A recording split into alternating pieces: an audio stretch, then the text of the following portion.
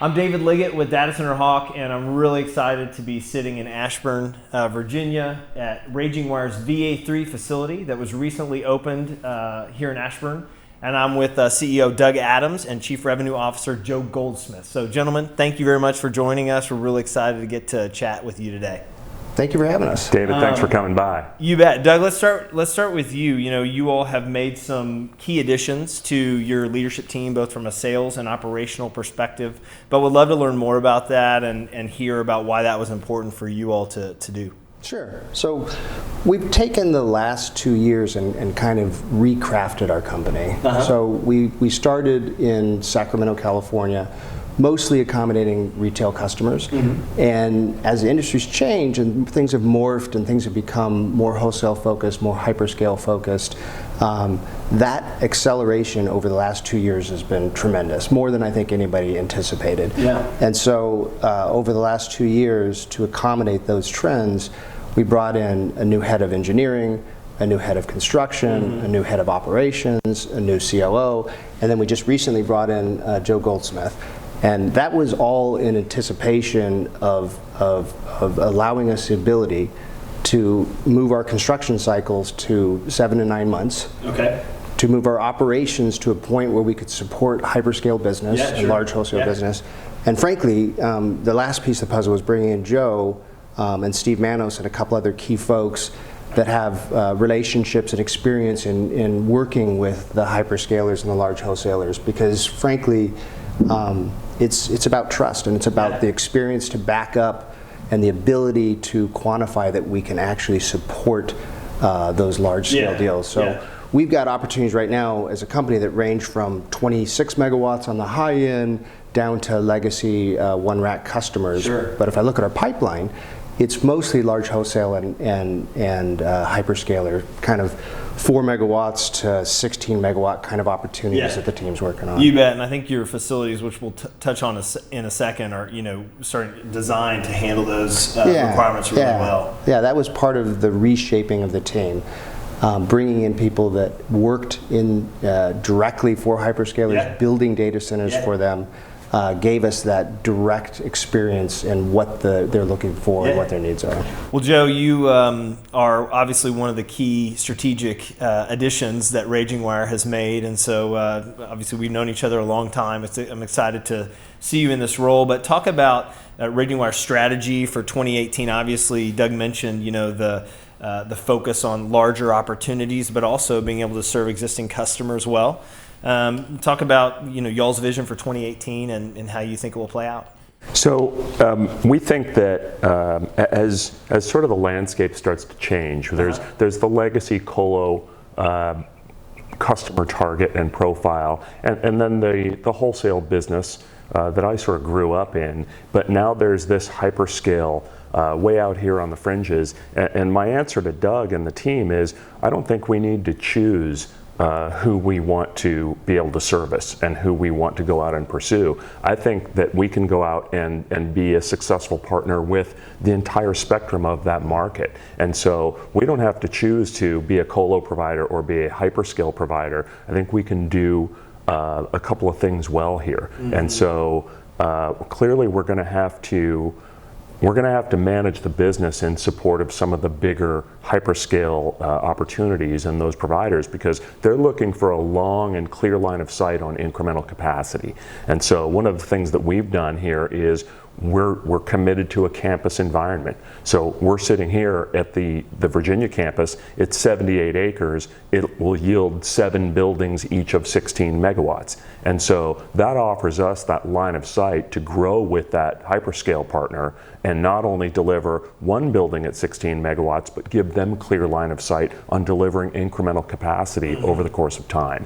And so that commitment to the campus environment and delivering capacity when they want it, and of course having the capital with NTT, our capital partner, gives us that ability to really deliver the solution for the hyperscaler rather than scramble around and go try to find some dirt and some development. Yeah, you bet. And that is definitely one of the trends I think we've seen at Data Center Hawk with data center operators that are really looking to serve that hyperscale community well, I mean, you have to have a long-term plan and be able to meet the timelines that they have, because they are quick and they're big. Yeah. Doug, what about, Joe, you mentioned the relationship with NTT, which I know obviously is extremely valuable to Ragingwire, but I think it was earlier in 2017 that NTT took a 100% ownership stake in the company. Why is that relationship so important, and how does that help you strategically? That's a great question. So NTT's been a tremendous partner. What they bring to the table is three things. They bring resources that frankly we did not have available to us. They bring capital, and they bring a level of credibility that we normally wouldn't have. Yeah. NTT is a $105 billion company with a global footprint of data centers. So now, when we're talking to our customers, we're not talking about the facilities that just Ragingwire operates. Yeah. We're talking about a global footprint. Yeah. And they're pumping capital in this company so we can expand that footprint. Yes. Yeah. So as you know, we have facilities in Sacramento, we have facilities in Northern Virginia, we have facilities in Texas. We just purchased land in Chicago. Okay. And so we are growing this footprint across the United States. We are in the process of looking in 3 other markets. Okay. We would never have been able to accomplish that if we didn't have a tremendous partnership with NTT. Yeah, that's, well, and I think that's important. You know, you mentioned the global needs that users have today. And you know, I think one of the things we've seen over the last 5 to 10 years is the 1 cabinet user and the 10 megawatt user. Those needs have changed, you know, and I think the data center operator that can listen and hear and maneuver well with those changes is typically ones that are succeeding today. And I think that, you know, we talk a lot about just how the data center operator community has changed in the way they've really listened to customers and really tried to respond to their needs. But, you know, obviously with Ragingwire being a 20-year-old company, and Joe, you've been in the data center industry for a long time, how have y'all seen users' needs change in that period of time as it relates to things like connectivity, you know, sizes of environments, densities? What have been some of the things that you all have seen change for data center users? So clearly everyone talks about edge and core, and there's big giant data centers in the core, and then there's edge data centers that require a lot of connectivity and a lot of throughput and pushing content out to the edge. I think what I'm seeing customers looking for more and more is they need a provider that has that has multiple locations and a portfolio of solution for them. Having one building or having one campus or having 2 metros isn't enough to establish a meaningful sort of global view and call yourself a partner. You're just a service provider in a market. And so combined with the NTT portfolio of affiliate businesses, we really can represent that if you need to create an edge pop in Singapore along with your core here in Ashburn in VA3, we can accommodate that. And it's not cobbled together. It's a well thought, well conceived solution that you can use as Ragingwire as your primary partner. And so having a portfolio, I think, is key, where we can address things like connectivity to clouds and cloud provider access, and having dark fiber solutions, and having multiple network solutions, and actively playing a part in managing those connectivity requirements, et cetera. Yeah, no, that's good. I think the industry's changed a lot in the last few years, and it used to be a few years ago, the first question out of customer's mouth was, what dark fiber do you have? Okay. Now they're looking for what interconnection strategy you have. Who are you connected to? Everyone's coming up with hybrid cloud platform strategies on their IT, and frankly, Ragingwire's ability to have either cloud providers within our campus or sitting next to our campus is key to customers, because they want to have access to that, and they don't want to deal with latency, they don't want to deal with the high cost of transferring the data. So I think that's a really key piece, and frankly, it allows us to build at a scale that allows us to be what I call at-scale data center builds. So we're building 16 to 20 megawatt data centers, and in those data centers, the hyperscalers will take 70, maybe 80% of the infrastructure. The rest we sell to wholesale and retail, frankly. And the hyperscalers are the magnet that bring in those customers because they want to have access to Azure and AWS and the other large cloud products. And the benefit those customers receive from that is they're either in our building or sitting right next to our building. So they get a lower cost of ownership by being part of that cloud environment. And they frankly take advantage of the fact that Ragingwire has high economies of scale, and so we're able to provide a very cost-effective solution for them versus building in smaller increments where we're frankly not able to sell at the prices we're able to. So I think the entire data center business has changed in the last few years with the dominance of these clouds taking over. And then behind that, you've got big data, you've got AI, you've got the Internet of Things. The whole market has just changed dramatically over the last few years. Well, and one of the places it's changed is right here in Northern Virginia. And so, we're sitting in VA3, which is your new build on your new campus, but it's not your first rodeo here in Northern Virginia. You obviously have 2 other facilities that are within close proximity. But talk about why you all decided to, triple down here in Northern Virginia. I mean, this is a 245,000 square foot facility, 16 megawatts of commissioned power in the building, 112,000 square feet of raised floor. So, a massive investment, but you have massive investments behind it as you grow the campus. But what makes Northern Virginia such a strategic market in your view? So I think Northern Virginia is clearly one of the fiber hubs of the U.S.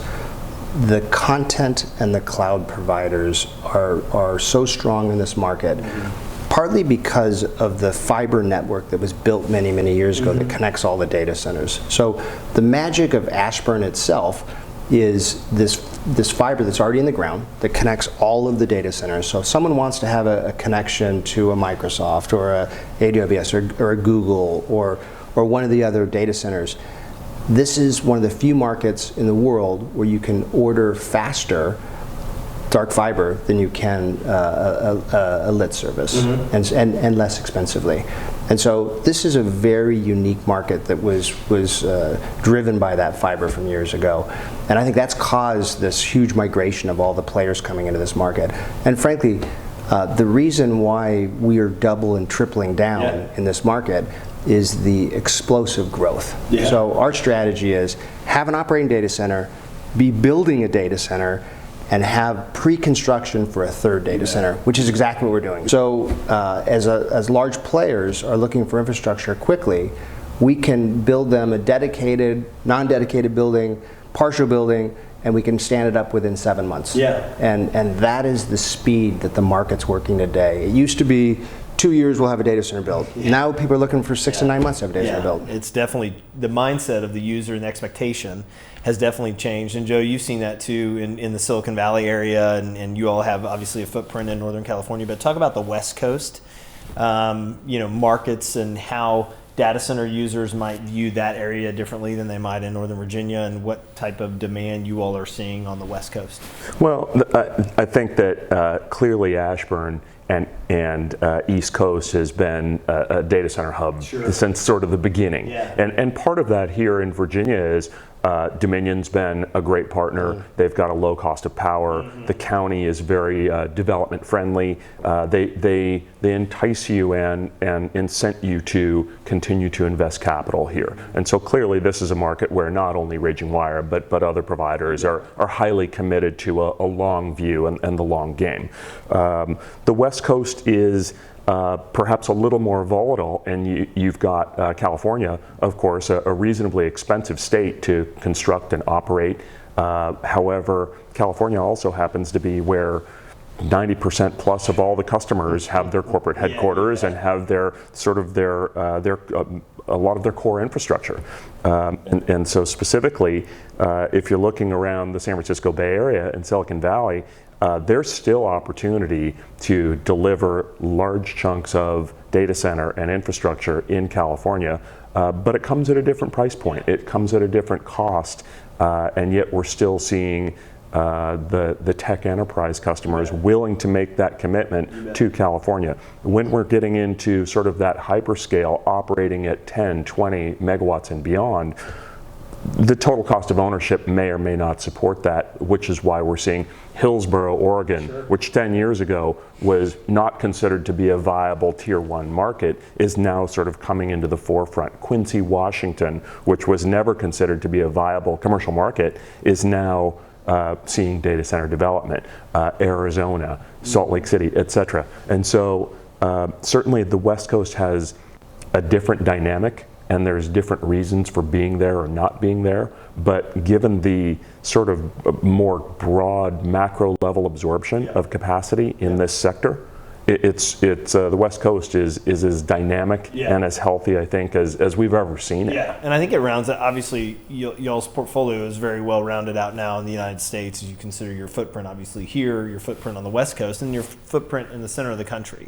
With your development in Dallas, as well as what you're doing in Chicago. But Doug, talk about how the center of the country and maybe those two markets have been strategic for certain customers that you all have had, and what you all anticipate the growth might be in those markets in the future. Sure. I think as you look at the U.S. markets, the both coasts have historically been where the majority of the business is. I would argue, Joe, that if Silicon Valley had more inventory, it would be the biggest market in the world. I mean, I really think what's constrained that market is inventory. Thank goodness in this market, to your point earlier, there's a lot of power available, there's a lot of bandwidth available, the cities are very amenable to doing business, and so this has turned into an incredible market for data centers. The Midwest is very important. From a latency standpoint, you need to be able to cover the United States. And so Chicago and Dallas are becoming very prominent. And I think what you've seen in the last year and a half to 2 years is you've seen the hyperscalers and the clouds move into Chicago. And so Chicago's growth, over 70% of it has been from large wholesale and hyperscaler growth into that market. Texas is getting there, but they haven't entered that market. And so we have a 40-acre campus in Texas.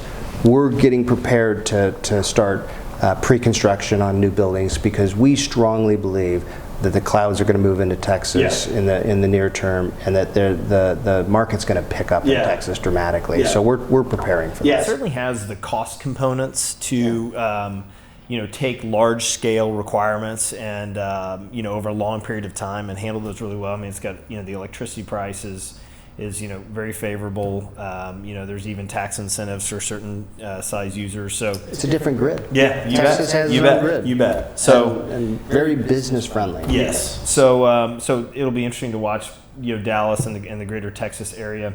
As you all think about those larger deals, I want to just revisit the hyperscale as well as the enterprise requirements, because in my opinion, we have seen a bifurcation. That there is.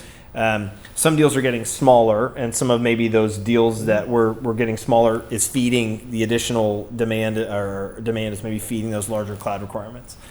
But how do you all best serve not just the hyperscale cloud community, but also financial companies, healthcare companies, those mid-range companies that still have enterprise user type needs, and how do you best accommodate those needs when they're different than the hyperscale type companies? So I'll take this. So the hyperscalers often have a lot of wherewithal when it comes to their fit out, their deployment, their network. They have a network team. They have a security team. They've got resources. They're IT professionals. It's their core competency. But if you're talking about an insurance company that needs a megawatt and they need to put their storage or their back end or their corporate IT in a data center, they may not have a team that's ready to go out and provision all the equipment and go fit it out and tip it up and turn it on. We have those resources. You've seen data centers that effectively hand you a white box and say, there's the keys and here's your access badge, good luck. That's not us. We're committed to providing a level of service that allows you to go operate your infrastructure. And so you need help doing a fit out. You need help delivering some infrastructure, racks, cabinets, cable tray, bus bar, etc. You need partners that can help you go stand that up. We can do that. You don't have network wherewithal. We've got a network team. We've got people that can get you need access to a cloud service provider. You need dedicated access or a dark fiber. we're a partner with our customers. We are committed to earning that title, and we do that by having resources in the business that allow you to go out and operate your business, whether it's an insurance company or financial services or your hyperscale, and we work with you as that customer, rather than saying, here's your keys, good luck, and I hope it works out for you.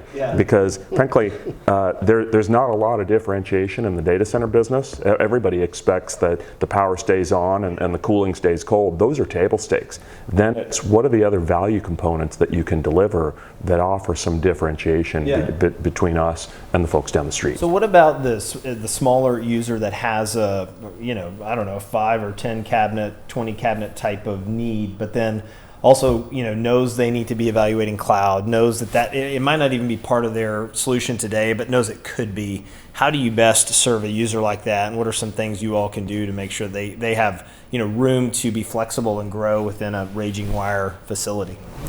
So I think Joe's point he made earlier was key. Our commitment when we move into a market is to have continuous supply of inventory. And so that agility and that flexibility is very key.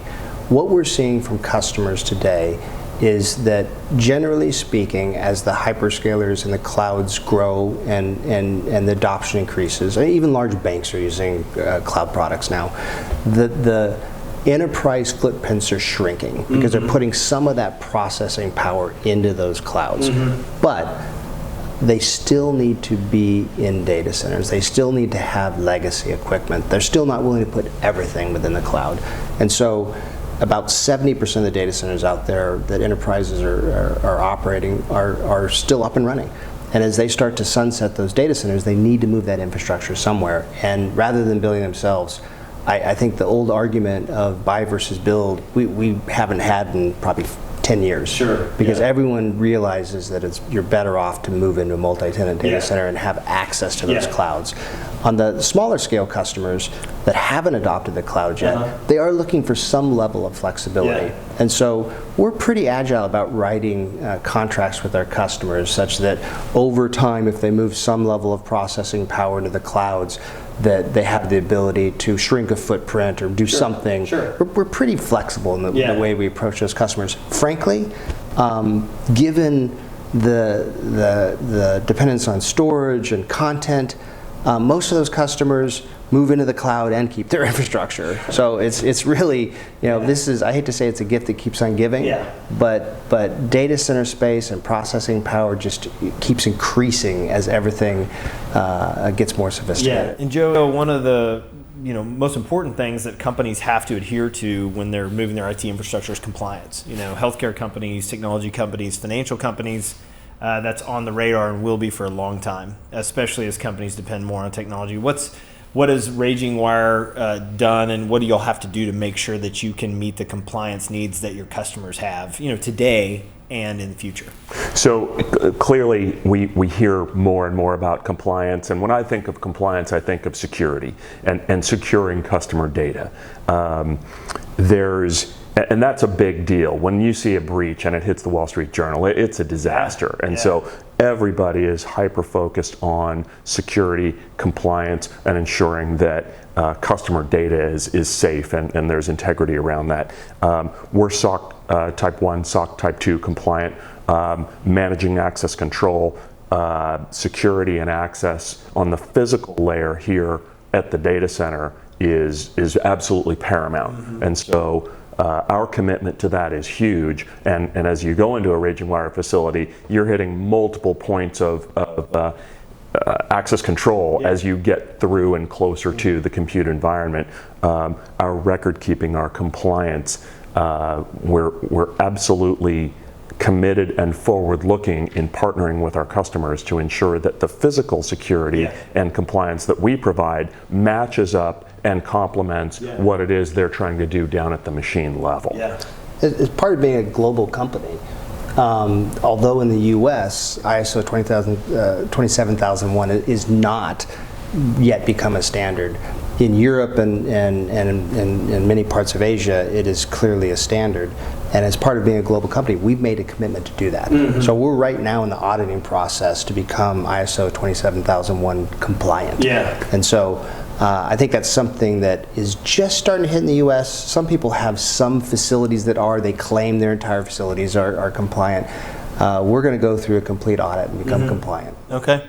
And Doug, as you think about the United States and North America as a whole, Sure. and just, what's the general feel for the way that Ragingwire can expand and wants to grow? Obviously, East Coast, West Coast, center of the country, but how are you all evaluating other places and markets? Sure. So Ragingwire is responsible for North and South America from an entity perspective for strategy and growth. And so we're part of a steering committee of 4 members that have split up basically the globe. And so we're charged with putting infrastructure in South America. We will have infrastructure in Canada at some point. So we've got a roadmap, and we're in the process now of looking at infrastructure across the U.S. in the key markets. So we're looking at the Pacific Northwest. We're looking at other areas in the middle of the country. We're looking, frankly, in the Northeast. And the plan is to find attractive land that has fiber, that's in a good location for data centers, and land bank until we have interest from clients. Yeah. And so one of our key team members has been doing that over the last couple months, and will continue to do that. And that's a key piece for Ragingwire to be able to accommodate these large wholesaler and hyperscaler business classes, to have that land available, combined with our ability to construct in 7 to 9 months. Yeah, sure. That allows us to accommodate that customer class. Yeah. And as I said earlier, we've spent the last 2 years really focusing on reshaping and retuning the company so that we can better meet our customers' needs. Yeah. And as CEO, I look at my job title as creating the strategy for the company, empowering the group beneath me to manage that company and making sure we're all paddling in the right direction. And then I look at myself as a steward for the employees, the clients, and the shareholders. Yeah. And that's kind of how I look at my job. And part of that is creating that expansion strategy. Because part of what we provide to our customers is the ability to have multiple locations, not only within the US, but globally. Yep. It's the ability to have a forward, clear path to expand. So when a customer comes into one of our data center campuses, they know that we have 80 acres here in Virginia, and we have a clear path to 7 16-megawatt buildings here in Virginia. In Texas, we've got 40 acres. In Chicago, we've got 20 acres. We're buying large plots of land in other parts of the United States. And that gives us the ability to ensure a continuous supply. And when we exhaust the supply in that campus, we'll go buy another campus. Yeah. And that's part of what we provide and bring to our customers. Yeah. Well, it seems like there's a number of strategic initiatives that the company's taking right now, from key team members to supply on the long term, not just the buildings that we're sitting in, but the ability to provide those over time to customers that might need it. But when you all think about where Ragingwire is today and where you want to be down the road, what are some of the things that get you most excited about leading this company? I think by nature, this is a group that loves success. We love to grow. I think the key driver for bringing in the name brand incredible team that we've assembled over the last 2 years is that they know they have a chance to do something really rare, which is to from the infancy create a platform. Yeah. And so that's been the driver for bringing in the people we brought in. And frankly, I think we have the best team in the industry. Yeah. We've brought in the best of the best, and they've come here for the ability to create this platform. On top of that, you have 140 other data centers globally that we are linked to within TT, and the ability to have access to those is key. And then the backing of a $105 billion parent company. We are the largest, most financially stable provider in the entire data center industry. We're backed by one of the largest global companies. I think that's really the drivers that's allowed us to assemble this what I call the dream team Yeah, of, sure. of employees, and they dovetail into the team we already had, which was a great team. Yeah. But bringing that outside DNA Yeah. was key. Yeah, that's great. Well, Doug, Joe, thank you so much for taking the time to sit down with us. And if you get a chance to come and visit and tour through VA3 here in Ashburn, you need to do it. It's an impressive facility, again, right here in the heart of Data Center Alley, and will be for a long time because of the expansion plans you have. But thank you all so much. This has been a great opportunity to sit down with both of you. Thank you for the time, Dave. You bet. Catch up. Thanks Great for to see watching. you. Yeah, you bet.